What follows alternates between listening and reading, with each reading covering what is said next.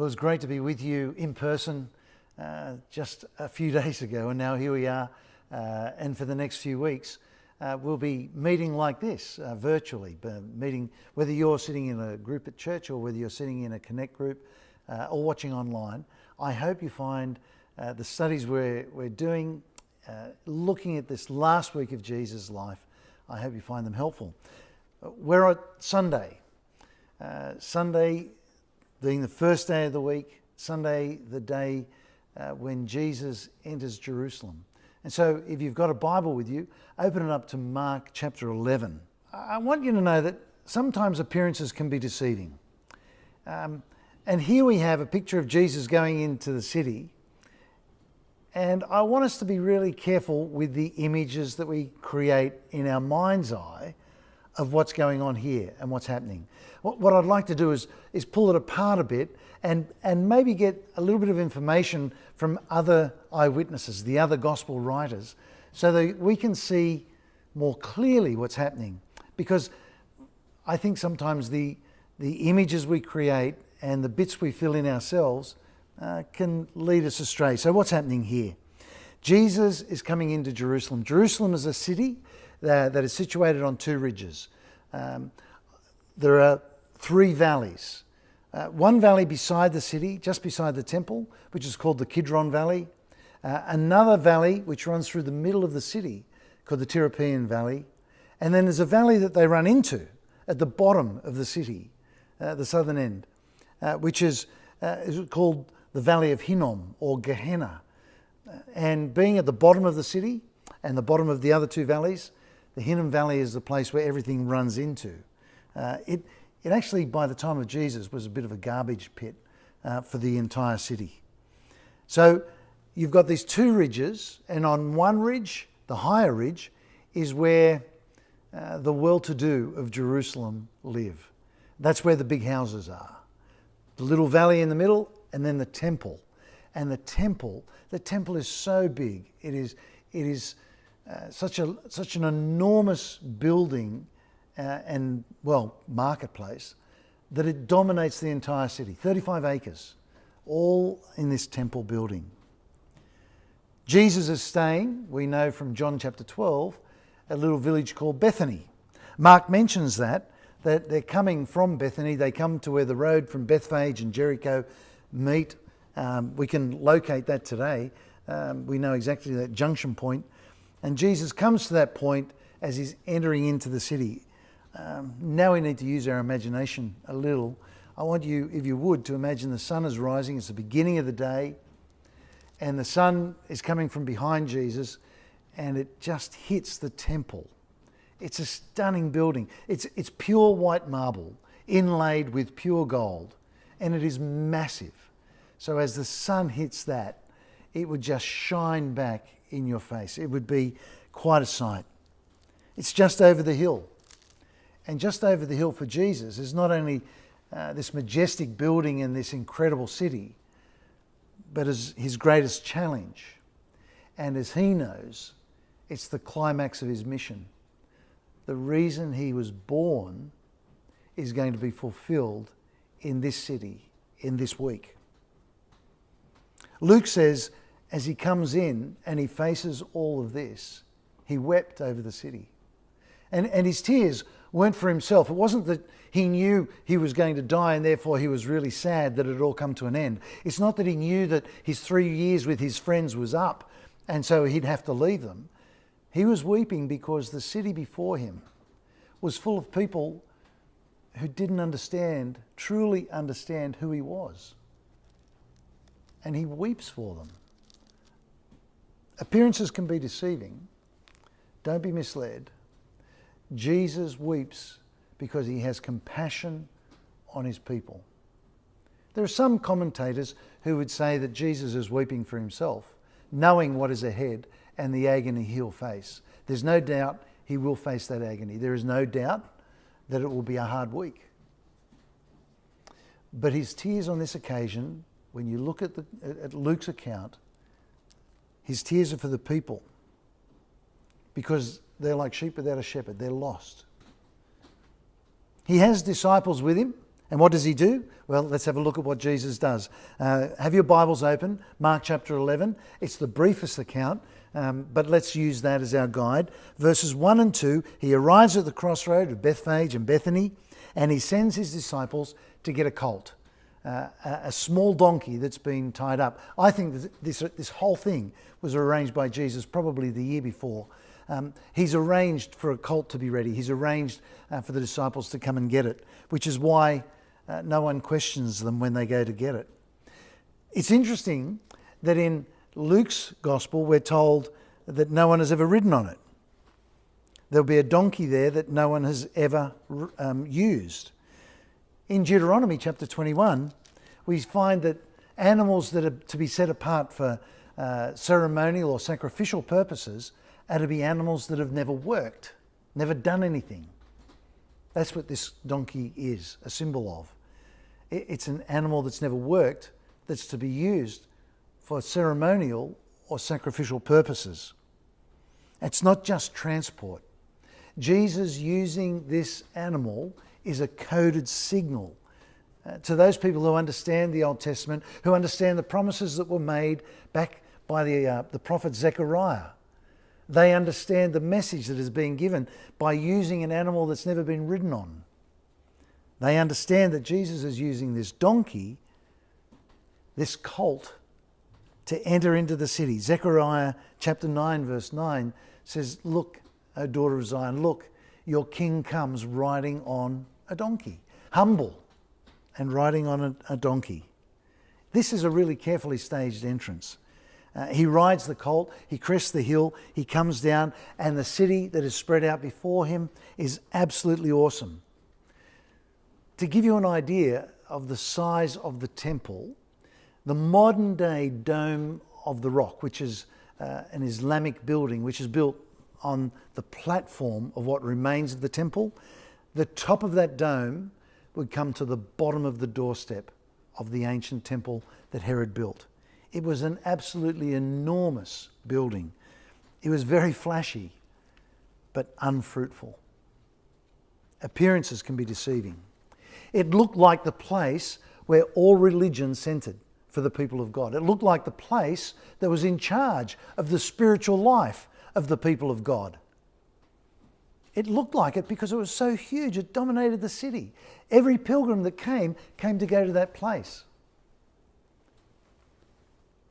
But appearances can be deceiving. It looked great, but it was fruitless. In chapter 11, verse 4, we see the disciples find the colt. In John's Gospel, as we read this part of the story, we understand that the disciples that get the colt are the ones who were from Bethany, who knew that Lazarus had been raised from the dead. In chapter 12, verse 17. They were Jews who believed that Jesus had power over death. Remember, he raised Lazarus? That incredible power, that sign that he gave, that he was the Messiah. The ones who are following him now are those, the ones who believe in him. In verse 8, they get the colt, they saddle it with their cloaks. This is exactly what they did for kings in the Old Testament. King Jehu came into Jerusalem in 2 Kings 9:13, having been anointed, and as he rode into the city, what did they do? They threw their cloaks over the steps so that he could walk on their clothing rather than on the rock. He sits on this donkey, he rides it, they cover the road, and they declare him to be the Son of David. Hosanna, the King. They wanted to see his glory. But where is the glory seen? The glory will be seen in what Jesus does this week. It will be seen most clearly on the cross. That's what we're heading to. So please keep coming, hang in there through these studies. We're heading to the cross. I don't think the disciples at this stage had any idea that's where this would end. Jesus' route would have taken him down the Kidron Valley and into Jerusalem. He would have entered into Jerusalem. There's two entrance points that he could have used coming from the eastern side. One is through what's called the Golden Gate. The other is through the Dung Gate. Yes, Dung. D-U-N-G. That's what it's called. It's on the southern side of the city. And yes, it's above the valley, the Hinnom Valley, Gehenna, the garbage pit. That's why it's called the Dung Gate. It was a very practical name. But it's not actually the point of entry that's crucial, it's the timing that's crucial. This is the beginning of Passover week, one of the most important weeks, if not the most important week in the Jewish calendar, which means whichever route Jesus took, he would have been engulfed by a sea of pilgrims. People have travelled from all over the empire to be in Jerusalem this week. And as he rode over the crest of the Mount of Olives on that spring morning, there would have been a sea of tents, makeshift shelters, all sorts of places to get accommodation, with all the pilgrims staying in tents outside the city. Josephus records, he's a Jewish historian, he was paid by the Romans, so his history is a little bit biased towards Rome. He says at the time of Passover, you could have 2.5 million people in the city of Jerusalem. I, along with many other people much more learned than me, really wonder if you could get 2.5 million in, but even if it's only 500,000, that is an incredible crowd to have in such a small space. And they're staying in tents, they're staying in makeshift buildings, they're staying with family and friends who might have accommodation in the city. It was an incredibly packed place. And why did they turn up early? They turned up early because they didn't want to be excluded from what was going to happen at Passover. And anything that might have happened to them on their journey that would make them defiled or unclean would exclude them from the party. Many years ago, we had a family holiday at a place called Foster on the New South Wales North Coast. Beautiful place. We'd booked it, we'd planned it, and we arrived and we had a code to get into the house. And as we came up, I noticed there was already a car in the driveway. There appeared to be people inside. This isn't what I'd planned. And as I went ready to put the code into the door, it opened. And a man inside said, "We got here first, there's been a mix-up, you miss out, close the door." Bang! Of course, I was stunned. I went back to the car thinking, what? No holiday. What are we going to do? We've got no accommodation. I had a few other thoughts about the real estate agent we'd used, but I was thinking, what on earth is going on? We're going to miss out. Many of the pilgrims didn't want to miss out. They didn't want that feeling of you're excluded, you can't come in. And so they would get to Jerusalem early. The reason is because many of the things you needed to do according to the rabbinic rules of the Mishnah, not necessarily the Old Testament law, but these rules that they were all living under, burdened by, required you to be in Jerusalem. For example, if you'd bumped into a corpse or you'd been near a dead person, which in the ancient world and in the Near East, ancient Near East is still was a common thing, you had to be cleansed using the blood of a heifer, a red heifer. Where were you going to get that? Well, the temple's a perfect supermarket to buy all your sacrificial needs.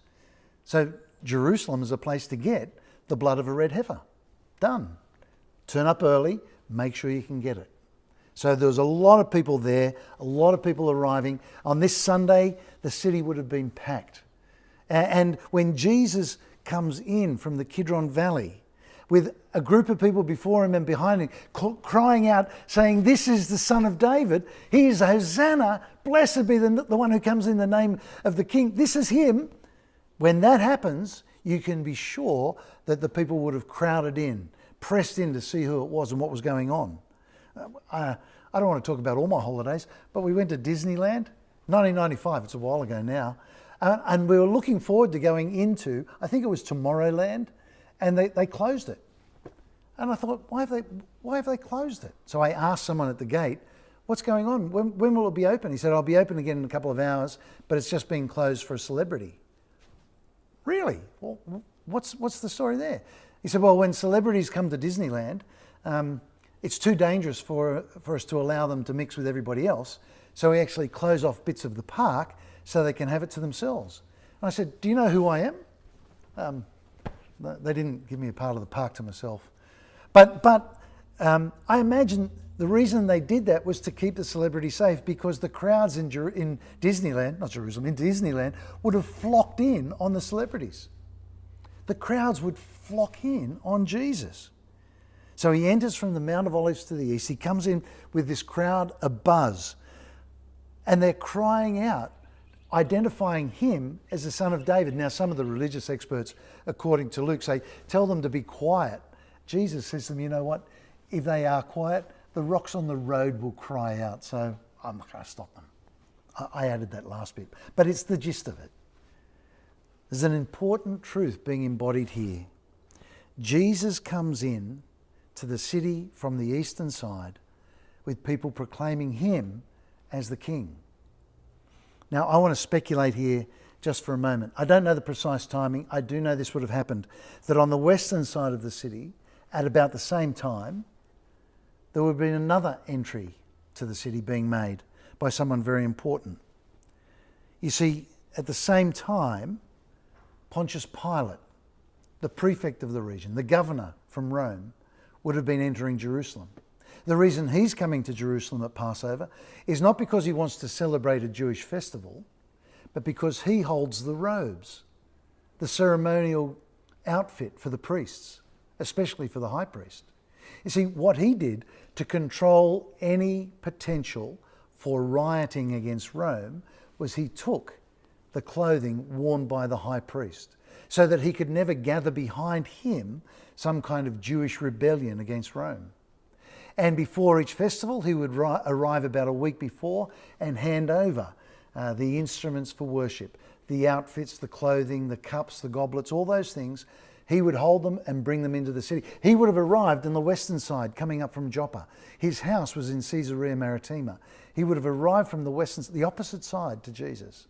And he would have stayed in one of the houses on the upper ridge, in the expensive part of town, where the wealthy lived. There's a man named David Catchpole who's studied a number of triumphal entries into Jerusalem. People like Alexander the Great, Judas Maccabeus, and Pontius Pilate himself. And as they entered, this is what Catchpole noticed. The first thing they'd do is there would be a victory over the Jewish people, allowing them to come in. Then there would be a formal ceremonial entry where they would ride in either in a chariot or on a war horse. Then the third thing is there would be greetings from the local civic leaders acknowledging their might, their victory and their identity. And then finally, this new conquering king, this great one that had arrived, would go into the temple and say to the Jewish people by their presence there, we're in charge, not you. That's exactly what Pontius Pilate would have done. He would have come down into the city on a horse. He would have made greetings with the officials of the town and then gone into the temple and handed over the clothing and the utensils and things for worship. It's an interesting contrast, isn't it? He's coming in on a war horse, Jesus is coming in on a donkey. He's coming in with soldiers clearing the streets so that he can get through in his pageantry. Jesus is coming through and saying, let them cry, let them sing out, let them welcome me. And if they don't, the rocks on the road will. It's a very interesting comparison. But don't be fooled, appearances can be deceiving. He arrived as a king, but he didn't look anything like a king. He arrived looking like a pilgrim, just like the other people. He didn't have a war horse. He didn't have an army. He had fishermen and villagers and people that were just friendly with him. No swords, no spears, no weapons, palm branches.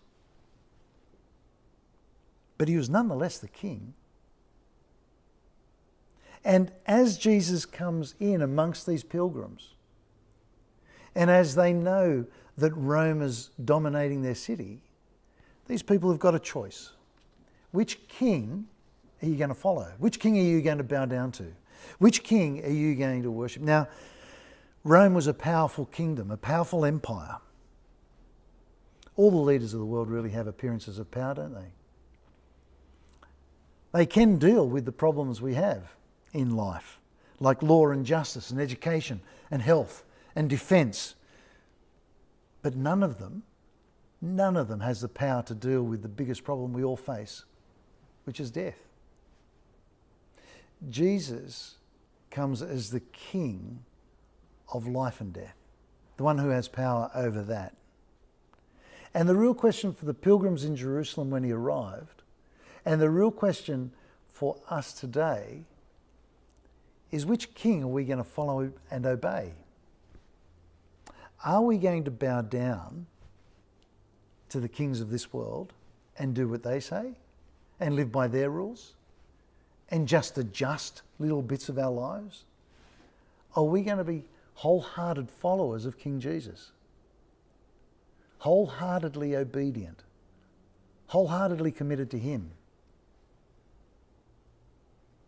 See, the church should do what the government says so they can live in peace, but should never, ever give up following King Jesus. We don't look much to the watching world as a church today. We don't hold the position we did even a decade ago in our society. So I want you, as you reflect on the way Jesus arrived, the contrast between him and Rome and Pilate coming in and Jesus arriving on a donkey, I want you to consider who you're going to follow and how you're going to follow him. Don't make your decision based on appearances. It does appear that Donald Trump is a very powerful man. It does appear that our government is in charge of what's happening in Australia. It does appear that they've got control. But there's only one who controls our life and our breath. Don't be fooled by appearances. Just because Jesus doesn't look like a king doesn't mean he's not the king. Watch what happens this week, this last week of his life. Watch how he speaks. Watch what he does. You'll see that he's the king. Now, my question to each of you is he your king?